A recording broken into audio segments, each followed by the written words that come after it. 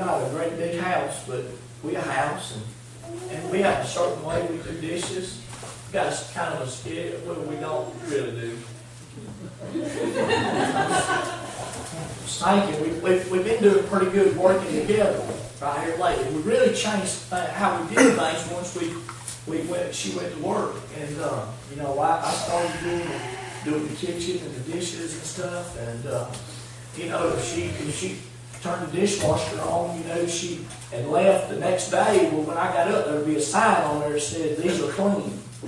That means we eat out of them, the dishwasher during the day. Because she didn't get time to put them up or what. I went, no. Well, she come in the other day and she said, where are all the dishes? And I said, well, I'll put them up. And she said, they wasn't clean.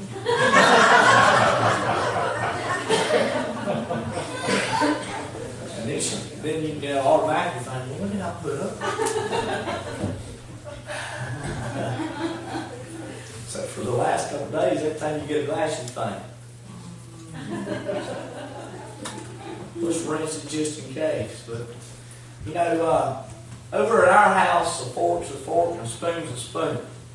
And if you come over to eat with us, I'm gonna get the same spoons out that I always get out.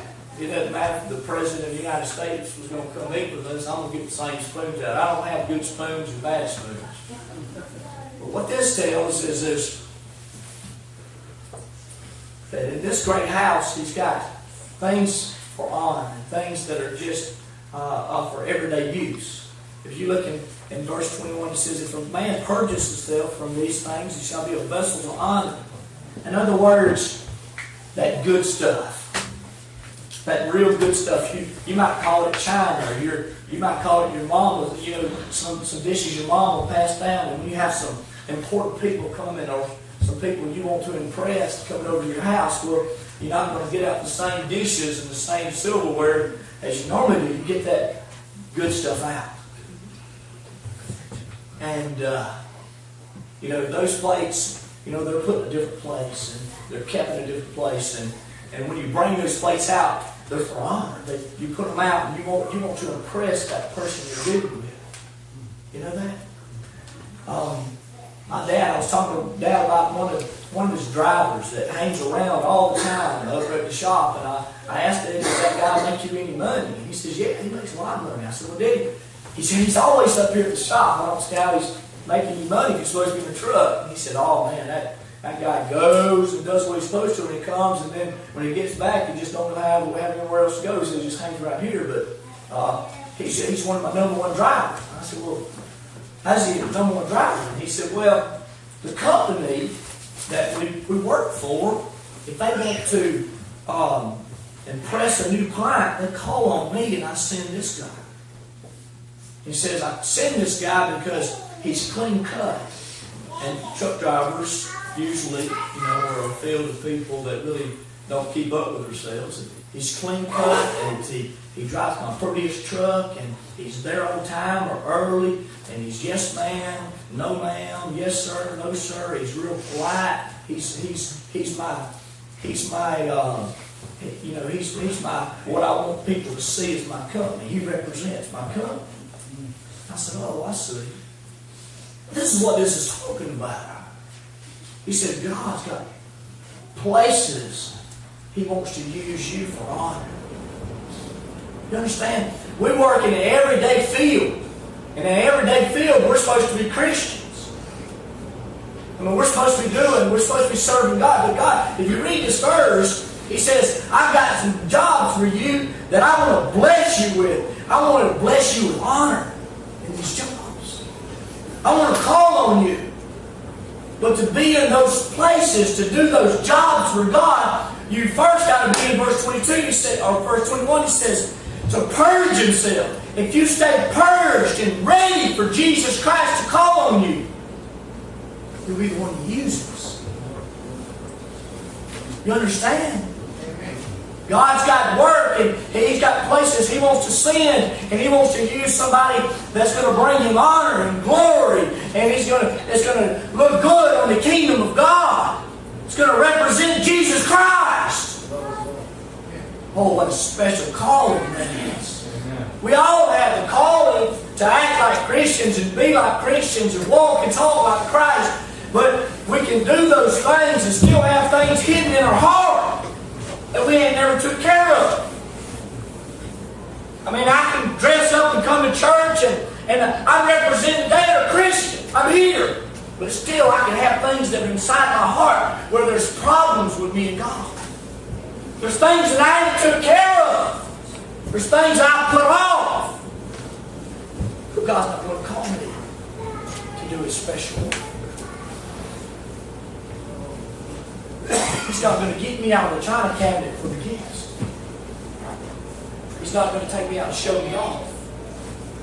There was a man one time God said, "Have you considered Job?" When He talked to the devil about Job, He was getting him out of the china cabinet. Amen. But to be this person, to be this child of God, He said, you got to purge yourself. Verse 22, I want you to look at verse 22 because He says, flee! I like that word. You know what? It ain't talking about fleas that the dog carries around. Amen? It means flee. What does flee mean? Like the building's on fire. Amen? I mean, if we say, I want you to stand up here and run out the building, and you'll run and run out the door and run out, that's fine. But if I told you that you had 2 seconds and a bomb was going to blow up this place, you'd jump over pews and everything else. And if you failed, you'd have kept crawling. Amen? That's fleeing. Amen. We have never understood that sin is that dangerous. Amen. We warn about it and talk about it, but we feel like this. We feel like, well, we're saved, and if I sin, I can just ask forgiveness for it, and we'll get back right later on. What we don't understand is it takes us out of the china cabinet. Do you think of those people that saw the Transfiguration?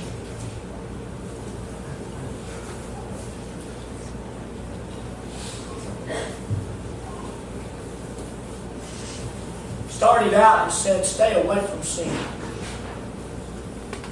And then he talks about these vessels of gold and silver for honor. And when he gets down in the next verse, he says, but you got to flee. You got to be one of those that flee sin. It's not that you just stay away and accidentally slip every now and then. You've got to be a person that's willing to purge yourself from sin. There's those people that never realize how dangerous sin is. We just know that we need forgiveness sometime, and we need to deal with it sometime.